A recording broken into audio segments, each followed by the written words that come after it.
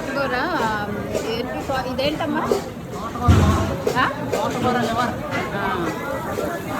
తోటకూర లివర్ చేశారు, చూడండి ఎంత బాగుంది. తోటకూరతో లివర్ టైప్లో చేశారు ఫ్రై. ఇవేమో కట్లెట్లు, వెజిటబుల్ బుల్లెట్లా అవే? వెజిటబుల్ బుల్లెట్, ఇది రుమాల్ రోటీ. రుమాల్ రోటీని ఇలా దీని మీద వేసి రుమాల్ రోటీ.